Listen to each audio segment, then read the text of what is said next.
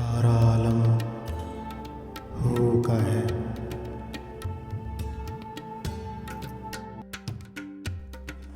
शुरू उसके नाम से जो तमाम जहानों का रब है, जो मेरा तुम्हारा हम सब का रब है। शुरू उसके नाम से जो रब्बुल आलमीन है। आलम की डेफिनेशन यूँ है कि जैसे जिसको किसी के साथ कंपेयर ना किया जा सके और वो खुद मुकम्मल एक जहान हो।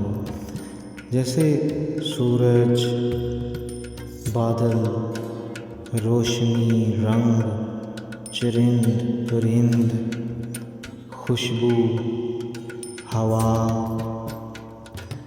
पौधे, फूल, पानी, पत्थर, पहाड़, दरख्त, अलगर्ज ज़र्रे ज़र्रे में है जहाँ छुपा।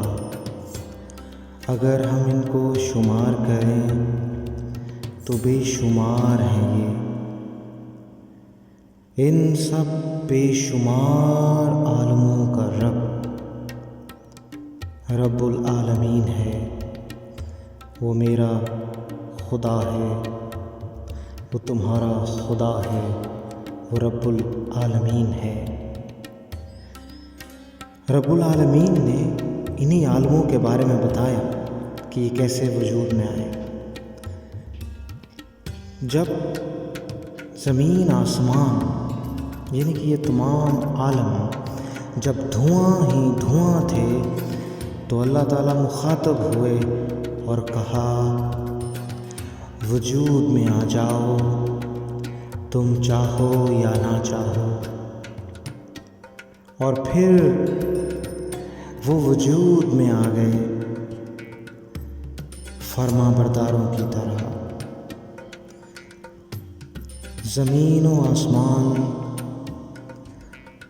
वक्त, ज़मान व मकाम सब कायम हो गए और फिर उसकी हुकूमत चल पड़ी। अलगर्ज बड़े से बड़े जिस्म से लेकर एक ज़र्रे तक में आलम छुपा है, जहान छुपा है और उन सब जहानों का रब्बुल आलमीन है। ज़र्रा ज़र्रा सुनता है, समझता है, बोलता है।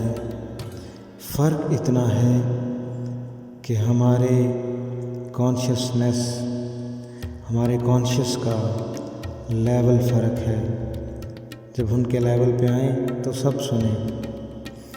जैसे हम बात करते हैं, रब्बुल आलमीन ने जिनको बनाया और रहमतुल आलमीन कहलाए वो, यानी कि तमाम जहानों पर रहमत। उन्होंने हमें ये बताया कि ज़र्रे ज़र्रे में जहाँ कहाँ छुपा है। आप सल्लल्लाहु अलैहि वसल्लम एक दफ़ा कहीं जा रहे थे तो रास्ते में अबू जहल बैठा था। अबू जहल कहता है, ऐ मोहम्मद सल्लल्लाहु अलैहि वसल्लम, मुझे बताइए कि मेरी मुट्ठी में क्या है। आप सल्लल्लाहु अलैहि वसल्लम फरमाते हैं, क्या ही अच्छा हो कि जो तुम्हारी मुट्ठी में है तुम्हें खुद बताए कि वो क्या है। कहने लगा, इससे अच्छा क्या हो सकता है। तो आप सल्लल्लाहु अलैहि वसल्लम ने फरमाया, अपनी मुट्ठी को अपने कानों के पास ले जाओ। फिर वो अपनी मुट्ठी को कान के पास ले गया। जब कान के पास ले गया तो क्या सुनता है, उसकी मुट्ठी में बंद पत्थरों की ज़ुबान पर कलमा हक जारी था। अलगर साबित हुआ कि पत्थर हमें सुन सकते हैं और पत्थरों को हम सुन सकते हैं, बशर्ते कि हमारा कॉन्शियस लेवल एक लेवल पे आ जाए। तो कायनात का ज़र्रा ज़र्रा सुनता है, समझता है, बोलता है और उन्हीं ज़र्रों पर انہی ذروں کا رب رب العالمین ہے۔ قرآن پاک میں ذکر ہے کہ کائنات میں عقل مندوں کے لیے نشانیاں ہیں، تو اسی نشانیوں کو جاننے کے لیے ہم آگے چلتے ہیں۔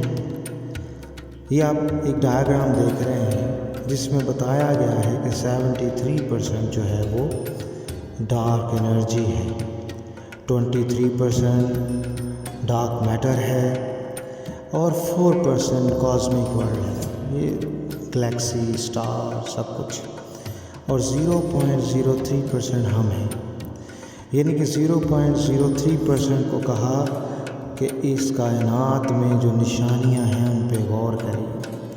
تو چلیے ہم غور کرتے ہیں اور جاننے کی کوشش کرتے ہیں ان نشانیوں کو جو اس کائنات میں پنہاں ہیں۔ سب سے پہلے ان پہ غور کیا حضرت انسان نے، اور اسی تاریخ کو آگے بڑھاتے ہیں تو ایرسٹوٹل کو دیکھ رہے ہیں آپ۔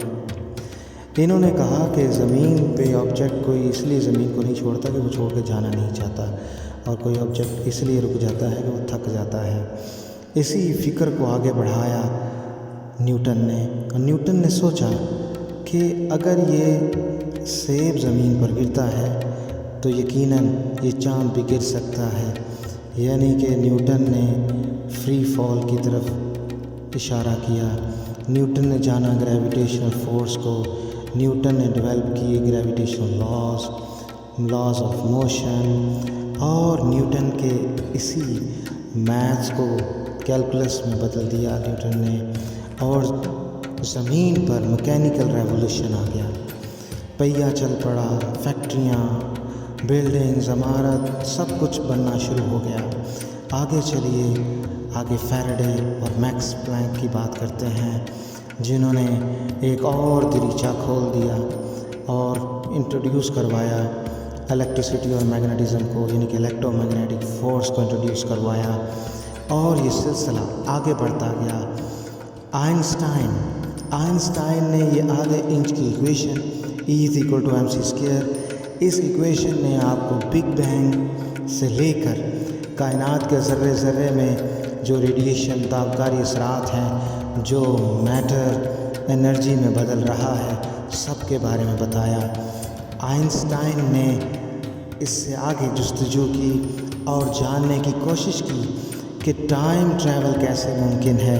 اس نے ٹائم اور اسپیس کی بات کی، اس نے بات کی وارم ہول کی کہ کیسے ٹریول کیا جا سکتا ہے۔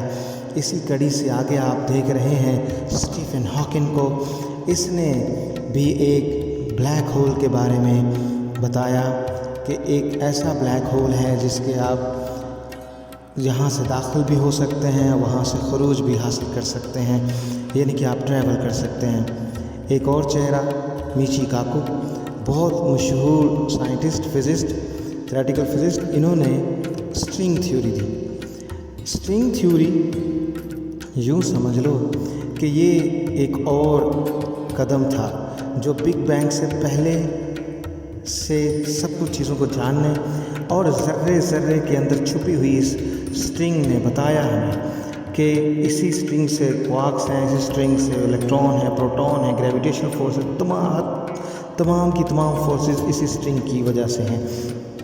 اسی لیے اس اسٹرنگ کو کہا گیا تھیوری آف ایوری تھنگ، یعنی کہ یہ اسٹرنگ بتاتی ہے آپ کو وقت کے بارے میں، یہ اسٹرنگ بتاتی ہے پارٹیکل، ذرہ ذرہ، یعنی کہ سائنس نے بھی وہاں تک پہنچا اور جانتے جانتے جو قرآن پاک میں نشانیاں دی گئی ہیں ان کو سمجھتے سمجھتے وہ پہنچا کہ کائنات کے ذرے ذرے میں جہان چھپا ہے، کائنات کے ذرے ذرے میں جہان چھپا ہے، اور ایک وقت آئے گا وہ پہنچے گا کہ ان سب جہانوں کا رب العالمین ہے، کیونکہ سارا عالم ہو کا ہے، سارا عالم ہو کا ہے۔ امید ہے کہ آپ کو یہ پروگرام پسند آیا ہوگا۔ کچھ ضروری کام جو آپ نے ضرور کرنے ہیں، آپ نے اس چینل کو لائک کرنا ہے، سبسکرائب کرنا ہے، شیئر کرنا ہے اور بیل آئیکن کو پریس کرنا ہے تاکہ آئندہ کی بھی آپ کو پروگرام ملتے رہیں۔ اسی سلسلے کو ہم جاری رکھیں گے۔ تب تک کے لیے اللہ حافظ.